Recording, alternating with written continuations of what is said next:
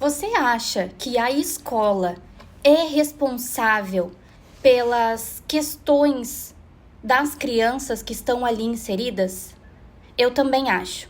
Mas tem alguns pontos, tem algumas coisas que estão acontecendo e que nós adultos irresponsáveis por essas crianças não estamos enxergando, ou pelo menos estamos fingindo não ver, para não assumir essa responsabilidade que é obrigação nossa.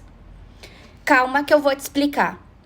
A maioria dos professores e profissionais no contexto escolar estão adoecidos. Só que pais irresponsáveis dessas crianças também estão.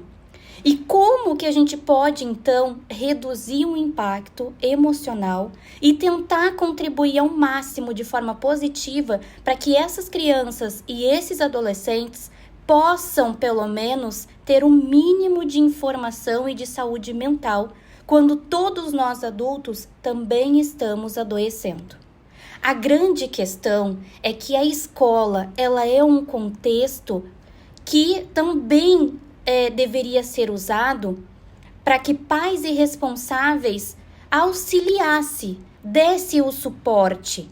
A escola não tem a obrigação de dar limites, de oferecer regras, de tentar inserir uma educação respeitosa para esse público, para essas crianças que estão ali inseridas. Porque esse é um papel que vem de casa. Dar limite, dar acesso e suporte para que a criança consiga minimamente lidar com conflitos e situações sociais que acontecem no âmbito em que ela vive. Isso é responsabilidade da família, isso vem de casa. E esse tipo de educação não pode ser terceirizado. Grande parte das famílias estão tornando as escolas como responsáveis de algo que não é obrigação delas. E por outro lado, professores, profissionais estão se sentindo extremamente sobrecarregados. Sabe por quê? Porque ao invés de se responsabilizarem pelo próprio plano pedagógico que estão programando para poder aplicar para essas crianças e jovens quando estão lá na sala de aula, eles não estão conseguindo. Eles não estão conseguindo aplicar porque estão precisando primeiro oferecer o básico. Uma educação respeitosa, uma educação com limites e com regras, onde muitas vezes essas crianças se desorganizam dentro de uma sala de aula porque não conseguem lidar com um não. Não conseguem lidar quando o professor tenta orientar e dizer que eles precisam fazer algo em conjunto, em coletivo, e eles simplesmente acham que não são obrigados. É claro que não estamos falando aqui de casos em que a escola perde o controle, em que os profissionais perdem o controle e usam da violência. Estamos falando aqui sobre uma comunicação assertiva, uma comunicação respeitosa, onde famílias, pais, mães e responsáveis vão se unir com a escola e, através disso, fazer acontecer as coisas de uma forma diferente. Enquanto as famílias responsabilizarem escolas por alguns comportamentos da criança e por algumas atividades, e a escola seguir também fazendo esse movimento, muito provavelmente vamos continuar no lugar que estamos. E não é esse o objetivo. O nosso objetivo é priorizar a educação emocional das nossas crianças e adolescentes, para que dentro de casa eles se sintam seguros o bastante e o suficiente para poder confiarem nos pais e nos responsáveis. E por outro lado, dentro da escola, eles saibam o que é limite. Eles saibam o que é regra, o que é respeito, e que dentro da sala de aula ou em casa, esse respeito precisa ser priorizado. Eu não estou falando da escola onde os profissionais perdem o respeito pelos alunos e isso vira uma baderna.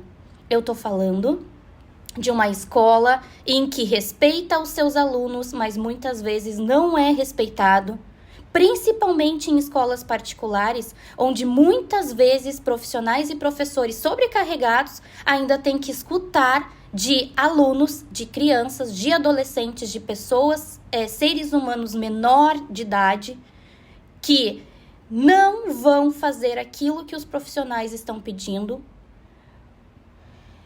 porque quem paga a mensalidade da escola é o pai, é a mãe. E eles não vão obedecer, eles não vão fazer aquilo que estão sendo pedidos, solicitados. Porque dentro da escola eles acham que fazem o que querem.